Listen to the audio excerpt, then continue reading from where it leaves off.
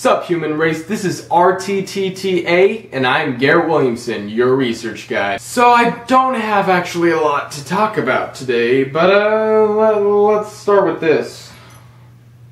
Yeah, sexy, right? I'm pretty happy about it. There's also a Sonic shirt that I got. I'll wear that next week. Really enjoy the shirt. Ordered it on Amazon, and I'm pretty happy about it, actually. And then, I mean, there's a couple of sort of interesting things to talk about, but I don't actually know much. I just sort of read some stuff and then was like, oh, okay, let's just talk about something. So I was reading this thing about people saying that 3D is actually dying out. And you know, I'm actually not surprised. I do not like 3D myself. I really am completely uninterested in that idea, but some people seem to like it. Apparently though, a lot of people are becoming uninterested in 3D. And then apparently there's this new feature on YouTube where they will blur or pixelate out a face in the background of somebody's video because lots of people are complaining about seeing their image on YouTube without the owner, the person that videoed it, having their permission. So YouTube is like, okay, well, we don't want anybody suing us or the person or blah blah blah blah blah, so we're gonna make this. I don't know if that's the reason they made it, but it would seem like a logical reason. We all know you can get sued for just about anything these days, and we'll do anything to get out of that, right? And then some people are actually asking questions now, probably because they noticed that I actually answered one in the past, so now they're all like, ooh, well, maybe I should ask a question. Retarded part is that all of them are my friends. Why couldn't you just ask me in person? But, you know, since these are the comments this week, here are the questions that I will answer. So the first question is from YouTube 447588, and he asks, what's your favorite band or kind of music? Well, my biggest influence in anything, Michael Jackson.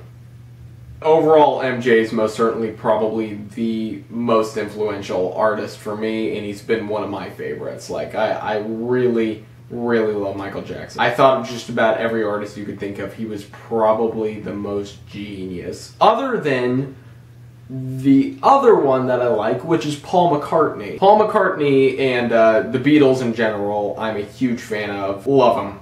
They are extremely influential too. I think Paul McCartney and the Beatles actually probably had more influence on most of the songs in my latest record and my first record, Edge of the Universe, which is available on iTunes, Amazon, CD Baby, and a whole bunch of other online stores. Check it out. The Beatles and Paul McCartney probably were more influential to my Edge of the Universe album than Michael Jackson was, or whoever else, because you know, I was trying to take a more acoustic approach to the record and more of a Paul McCartney, John Lennon type of writing, though there are the moments in there that are a lot more Michael Jackson-ish. I mean, there's sort of a mix of Michael Jackson in every song, no matter what, but songs more like Michael Jackson, more influenced by Michael Jackson, it's a little bit more clear. The influence of Michael Jackson was probably seen more in stuff like Inside and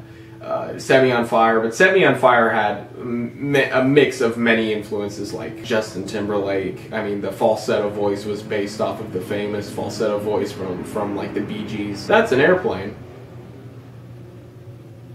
Huh. And yeah, there's Justin Timberlake too. Love Foo Fighters. I mean, I could go for a while here. Coldplay. I mean, I love a whole bunch of music. Honestly, I think the only stuff I don't like is new school hip-hop, country, new pop, or just about anything new. Because anything that isn't an independent record label sucks. Way to go, record labels. You guys are idiots. I'm never going to work with you. So I already took a while on the first question. Here's the next question from C-Boss Dude. He said, hey, do you find old games more fun than newer games? To give you a very simple answer, overall, yes. I am a classic gamer. That's just sort of what I was born into, and that's what I enjoy the most. I mean, I was born around the time the 64 was like a huge deal. That was when it was big. And I grew up with the GameCube, and although the GameCube wouldn't be considered considered classic gaming. It is basically considered like vintage now. I don't even understand why. I mean, they stopped selling them like 5 to 6 years ago. Technology goes by so fast. I mean, like a computer that's 2 years old is considered like ancient. I got my computer that I use right now in late 2009. It's already been outdated like 2 or 3 times by new models. It's ridiculous. But the GameCube brings so many memories to me. Love Super Mario Sunshine. Love Mario Kart Double Dash. As a matter of fact, my Mario Kart Double Dash disc is not being read, and that's making me really mad. So now I'm determined to go and get a new copy because I cannot go without that game. I mean, even the Sonic games that were ported to the GameCube, like Sonic Heroes, Sonic Adventure 2, my favorite, Sonic Adventure DX. And then as you're hearing that, Mario and Sonic, although they still are doing stuff, they are classic game characters. I mean, they've been around for ages. I mean, Sonic is like 21 years old. Yeah, he's 21 years old. His first game was in 1991. Sonic the Hedgehog, and I mean that game has become legendary. It is a legend to game history. And then there's Mario, who's like a whole 10 years older than Sonic, and he's like 31, though lots of people like to say his birthday was like in 1985, which would make him 26. But the first game that he ever appeared in was Donkey Kong, where he was known as Jumpman.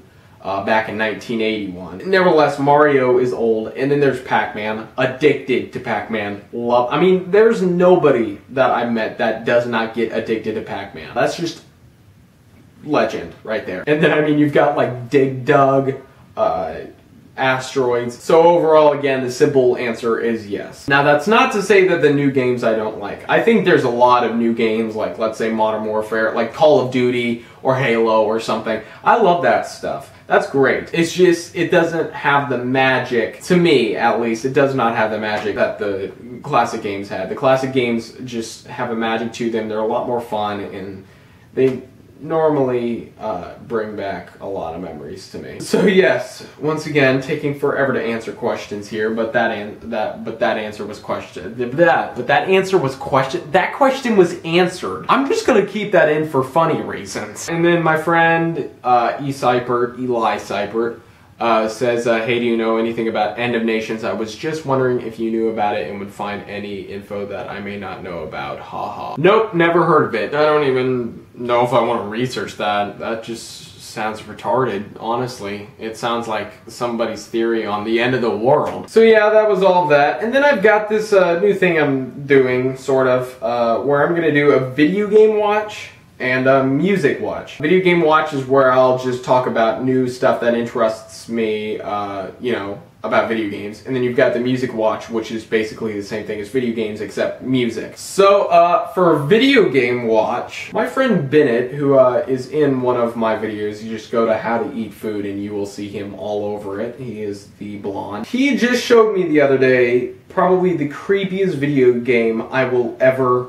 play. Many people already know about it. It's this game for both the Mac and the PC, and it's called Slender. So basically you're in this forest at nighttime, and you have to like find like 8 pages of like some signs of getting this really creepy like paranormal guy. So what's the creepy part? That doesn't seem very creepy, right? Just finding pages of paranormal stuff? No, that's not the creepy part. The creepy part is that that paranormal guy is there. His name is Slender Man, and he's like this really skinny guy with like completely inhuman like legs and arms that like are like big and floppy.